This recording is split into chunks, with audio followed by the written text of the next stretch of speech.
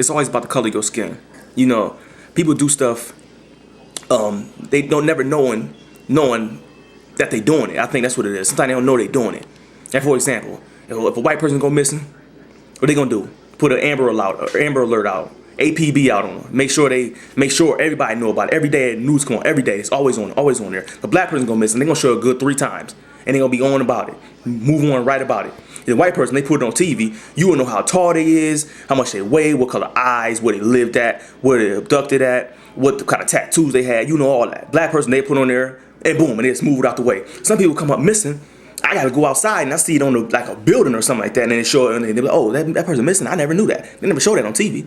A white person, it's just I don't know what it is about this, man. It's always about color. Everything that we do is always about color. And I heard that kid got shot. I was hoping that something happened with that that triggered that guy to pull out his gun. They said the guy was Hispanic, and it was a racial thing.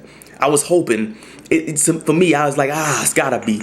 Hoping it's something else. I don't want it to be another one of them situations where a black guy gets killed unjustifiably just for no reason over something stupid, talking about he had a hoodie on.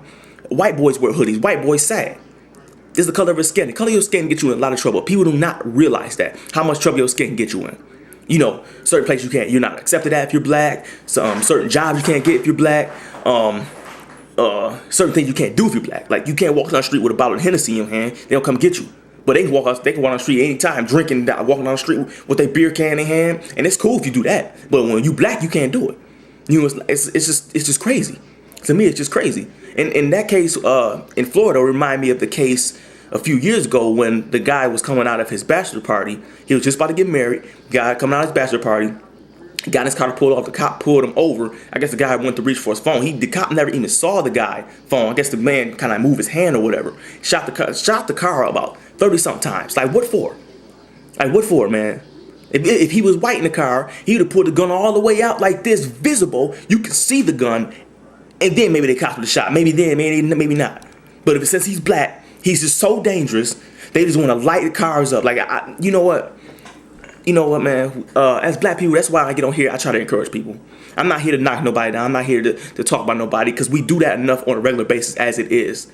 We don't help each other. We don't help each other until something go wrong. Oh. We don't never help each other. We're not there for each other. You know, as I look at other races, they always stick together, and we don't. And that's something we need to do. They say 94% of the killings for black people is black on black. 94%? Come on, that's a lot. That's a lot. We need to stop doing that. See, it's crazy because we trying to get rid of each other, and other races trying to get rid of us. So it's like we need to pick. We need to pick and choose what we gonna do here. When I heard that case, man, I'm just looking at it like hoping.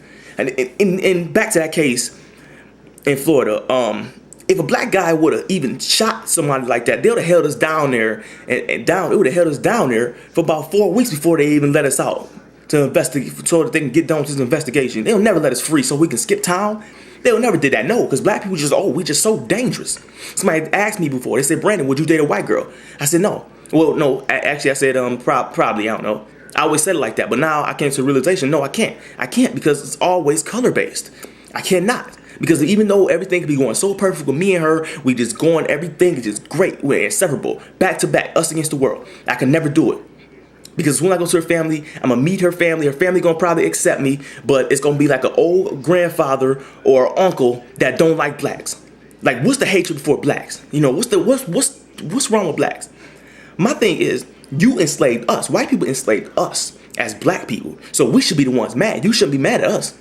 You know what? You don't even need to. We can tell. We can tell if you don't like us. We're racist. If you don't like somebody, you can get away with that. You can you can deal with them. But if you hate somebody, you're gonna see it all in their face. You can't get away. You can't get around that. You will know that for sure.